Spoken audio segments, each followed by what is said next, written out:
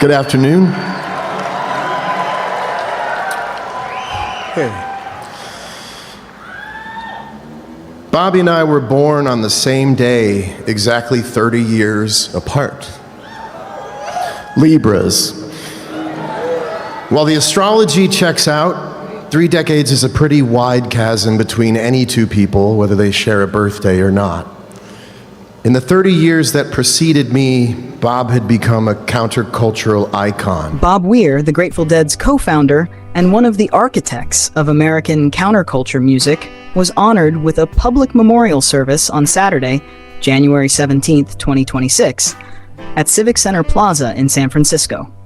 Thousands of fans gathered to celebrate a life that shaped generations of music lovers. Among those in attendance was singer and guitarist John Weir, Weir's longtime collaborator in Dead & Company, who shared the stage with him for more than a decade. Weir played a central role in the tribute, offering a deeply personal eulogy that reflected on their unlikely partnership, the trust they built over time, and the musical bond that dissolved their 30-year age difference whenever they stood side by side on stage. Following the eulogy, Weir performed a moving rendition of Ripple, the beloved 1970 Grateful Dead song from American Beauty. The performance was understated and reverent, allowing the song's message to serve as a final conversation between Weir, the band, and the fans who had followed the music for decades. I was a child of the 1980s. I come from a world of structural thinking, the concept, the theorizing, the reassessing, the perfecting. Bob learned early on that spirit, heart, soul, curiosity, and fearlessness was the path to glory. We both found success with each of our templates, and then we found each other. The echoes of the music Bobby and the Grateful Dead made would lead me to him through whatever strange and nervy knack I have for sidling up next to the things I'm in awe of. What would follow would become the adventure of a lifetime for me. It's hard to find the words to describe the relationship Bob and I had. We never really went looking for them. We didn't need to. We stood side by side together in the music. That's where those 30 years would melt away, and that Libra balance would kick in, and we'd become comrades, sometimes brothers, even if only by one shared parent. We were unlikely partners, and that was part of our magic. Over the course of a decade, we came to trust each other.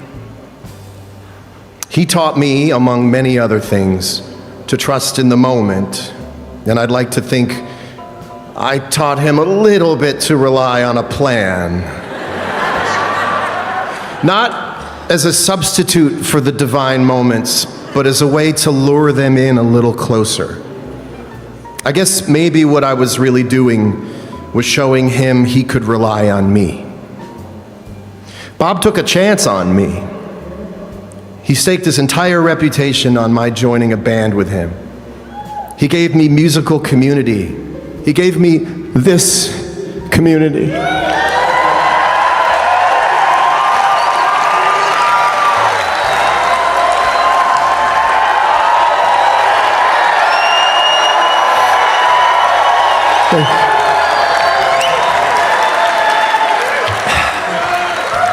I got to know his incredible family, Natasha, Monet, and Chloe, whom I now consider my dear friends for life. He lent me his songbook. He invited me into the worlds he'd constructed, and he taught me what the songs meant and what it meant to perform them. And in return, I gave him everything I had, night after night, year after year. The honor of getting the opportunity to express my heart and soul and take flight over those magical compositions has never been lost on me. It's also never been lost on me that there is very little difference between myself and anyone else who loves this music. In so many ways, our experiences have been the same. So I'd like to say a few words to deadheads everywhere. The excitement you felt when you were boarding a plane or packing up the car to travel miles to see the shows was the same excitement I felt about flying to the next city, working out the set list in a group chat, meeting up with the band on stage for sound check, and getting ready for that magical moment when we'd take the stage and discover whatever was in store for us that night.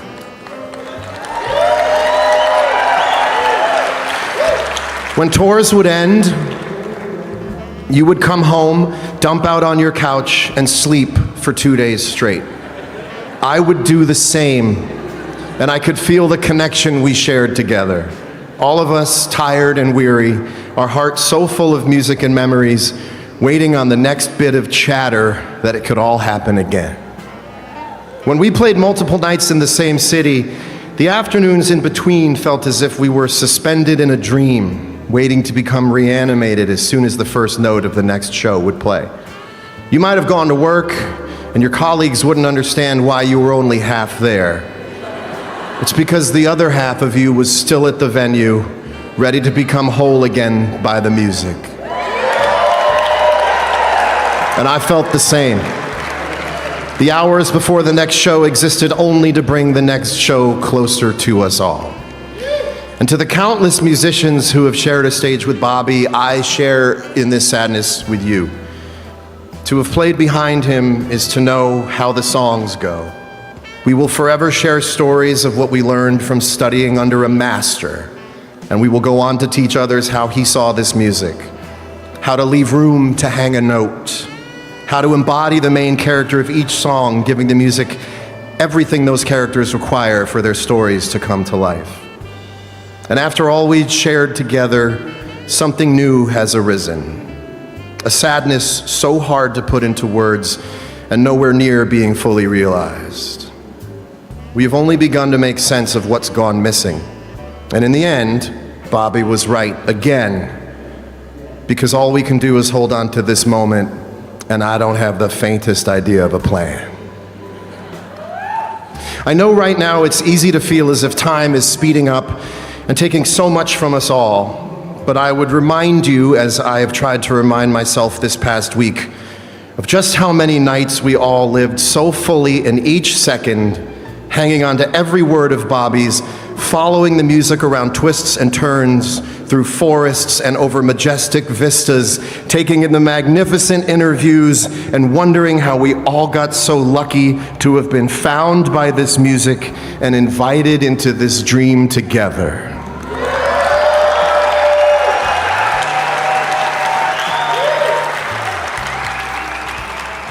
Bob had mentioned that Jerry had never really left him, that he still felt him up on his shoulder.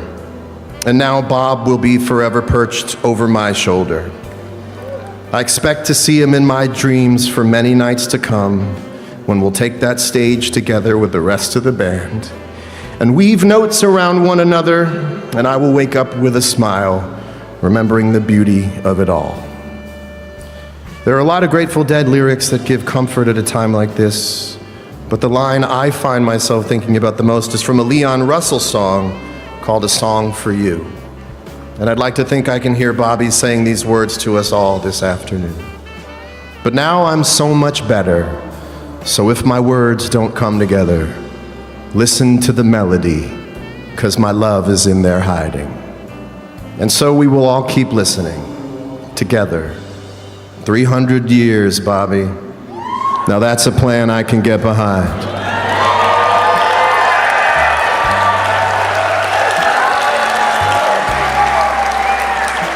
So here's something I know would make Bobby go, "Ugh." Thank you, Maestro. You changed my life. I will love you forever. Thank you. Rather than focusing on himself, Weir spoke as both a bandmate and a fan, someone who had been invited into the Grateful Dead's world and entrusted with carrying its spirit forward. He acknowledged the risk Weir took in welcoming him into that legacy and expressed gratitude for the community, family, and shared purpose that came with it.